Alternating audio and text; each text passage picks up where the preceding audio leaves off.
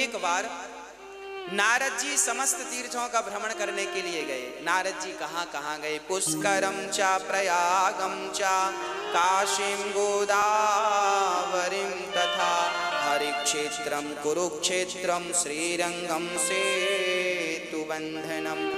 नारद जी बोले मैं समस्त तीर्थों में गया पर ना पश्यम पुत्र मिच्छर महामनः संतोष कार्यकम, मुझे कहीं शांति नहीं मिली।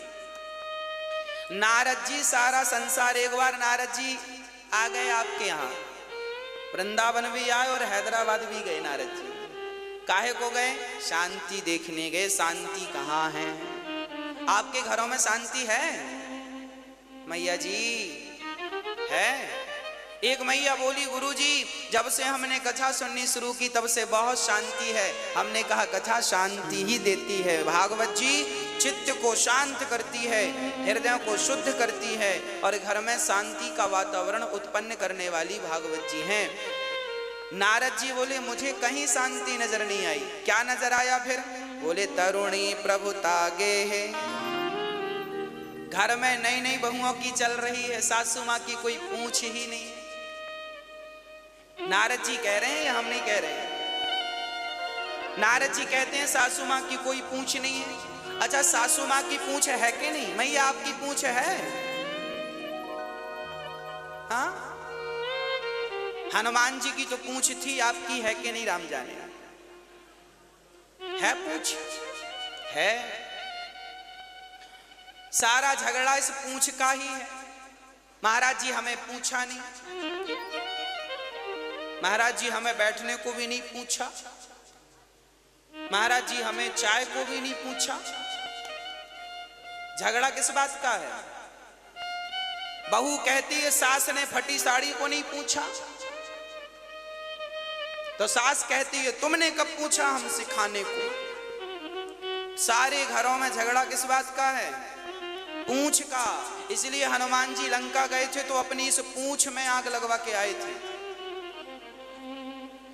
जितने जल्दी हो सके आप लोग भी अपनी अपनी पूंछ को जला दो। होली आ रही है, जला दो इस पूंछ को, नहीं तो ये पूंछ आपको जलाएगी। ये जो अहंकार की पूंछ है ना, हमें नहीं पूछा, हमें नहीं पूछा। अरे नहीं पूछा तो नहीं पूछा, तुम काहे मरे जा रहे हो? क्यों परेशान हो रहे हो?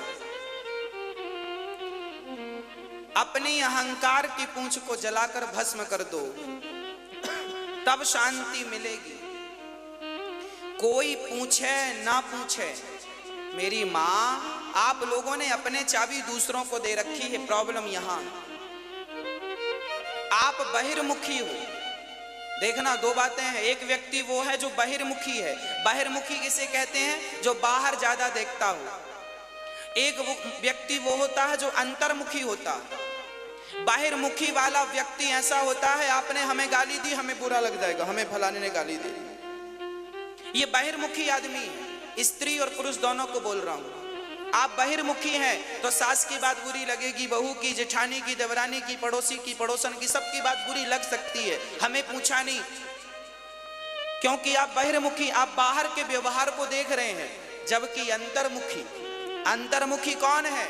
जो बाहर से कोई मतलब ना रखे, जो अंदर में भगवान का चिंतन करता हुआ, सबको भगवान जानकर प्रणाम करता हुआ आगे बढ़ता रहे, वह व्यक्ति अंतर्मुखी है, शांत चित्त। उसे कोई फर्क नहीं पड़ता कि आप हमें गाली दे रहे हैं या आप हमारे सामने हाथ जोड़ के खड़े हैं, कोई फर्क नहीं पड़ता। जो व्यक्ति बहिर्मुखी है आज वो व्यक्ति बहुत दुखी है। हमारे साधु संत जो जंगल में जा के उल्टे लटके रहते हैं, भजन करते हैं, ये क्या कर रहे हैं? ये अपने आप को अंतर्मुखी ही तो बना रहे हैं। और ये जरूरी नहीं है कि आप घर छोड़ के जंगल जाएं तो अंतर्मुखी बने। आप पत्नी पति परिवार के बीच में रहकर अंतर्मुखी बनिए। सुदामा जी अंतर्मुखी थे, पत्नी के साथ और बच्चों के साथ रहते थे। मिल जाए तो खा लेते थे, नहीं मिले तो भूखे रह जाते थे। ना शिकायत करते थे, ना किसी से झगड़ा करते थे। अंतर्मुखी। कोई गाली दे दे, चल भैया हमने कोई पाप किया होगा जिसका परिणाम हमें गाली के रूप में मिल गया। कोई दो थप्पड़ गाल पे जमा दे तो कोई बात नहीं भैया, हमने कोई पाप किया होगा तो थप्पड़ हमें दो पड़ गए, कोई बात नहीं। हम भगवान का चिंतन करने आए। हमें 100 साल तो जीना है, 100 साल में भी 20 साल निकाल दो। 10 साल तो कुछ समझ में ही नहीं आया, छोटे थे, कपड़े पहनने का भी ज्ञान नहीं था। 10 साल के बच्चे को भी ठीक से कपड़ा पहनना नहीं आता, माँ पहनाती है। चलो कपड़ा पहनना आ भी जाए तो उसके कोई बहुत अच्छा सांसारिक क्रियाएं नहीं आती। 10 साल वो निकाल दो और बाद के 90 साल के बाद जिंदा रह गए तो ना चलना आएगा ना खाना आएगा, तो 20 साल या 80 साल की एज बची। यदि 100 साल के हो तो 80 साल पकड़ के चले। ये 80 साल हमारे पास हैं, उसमें भी हमें 80 साल में 40 साल तो सोना है। पूरी रात सोता है, 12 घंटे का दिन 12 घंटे की रात, तो 40 साल सोना, बचा कितना? 40 साल। और 40 साल में फिर नहाने का समय, खाने का समय, झगड़े का समय, निंदा चुगली का समय, ये सब निकालने के बाद तुम्हारे पास बचा कितना? और जो समय बचा है वो 25, 30, 40 साल बचा है, जो 30 साल बचा है उसमें भी तुम झगड़ा ही करोगे। उसमें भी तुम ये देखोगे कि ये हमारा सम्मान नहीं किया। अब अरे करने ना करे सम्मान, सुना करे चूल्हे में जाए। तुम्हारा क्या घुर गया, क्या कम पड़ गए, तुम वजन कम हो गया, तुम्हारा सम्मान नहीं हुआ। तो ये मान अपमान सम्मान जब तक इनसे ऊपर नहीं उठते आप, तब तक आपको भगवत प्राप्ति नहीं होगी। जिन जिन संतों ने, बताओ क्या मीराबाई का अपमान नहीं हुआ? क्या मीराबाई को राणा ने यह नहीं कहा कि तूने मेरा कुल बिगाड़ दिया, संतों के बाबाओं के बीच में जा जा के नाचती है? कहते थे इसने तो कुल का नाश कर दिया, बाबाओं के बीच में जाती है, चरित्र बिगाड़ के आती है। क्या क्या ना कहा मीरा को, चरित्र से गिरी कहा, जहर पिलाया उसके ससुर ने, पर क्या हुआ? मीराबाई क्या अपमान में उलझी? बोलो। अब वो मीरा झगड़ा करती, लो मेरी सास मुझे तो चरित्रहीन कह रही है। आपको कोई जरा कह दे कि तुम जरा ऐसी हो वैसी हो तो आप झगड़ा करने लगोगी, आप बात विवाद करने लगोगी। बात विवाद में आपको नींद नहीं आएगी, समय वेस्ट होगा। जो समय भगवान के चिंतन में जाना चाहिए था वही समय अब बात और विवाद में जा रहा है। हाँ या ना?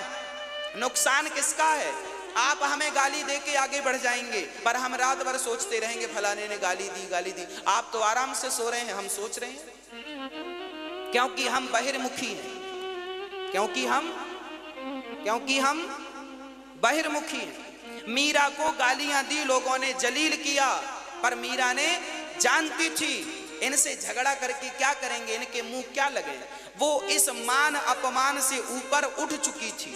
वो स्त्री मान अपमान से, बोलो मेरी माँ। हाँ, तो आप लोग कब उठोगी? कब? डेट बताओ। आज उठ जाओगी? चलो अच्छा, आज उठ जाना। कोई गाली दे, देने वाला चूल्हे में जाए, आपको क्या करना? बिल्कुल शांत चित्त से भगवान में ध्यान लगाओ। नरसिंह मेहता का चरित्र आपने कभी सुना या पढ़ा हो? नरसिंह मेहता का चरित्र सुना होगा। नरसिंह मेहता के भाई ने, भौजाई क्या बोलती थी? हट्टा कट्टा निठल्ला, घर में पड़ा पड़ा खाता है, कुछ कमाता नहीं है। ये नरसिंह मेहता को उनकी भौजाई ने कहा था।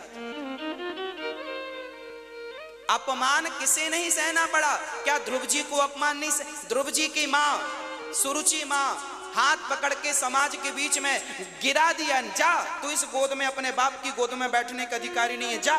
अब सोचो, भरी सभा में आपको हाथ पकड़ के निकाल दिया जाए, क्या ये अपमान नहीं है?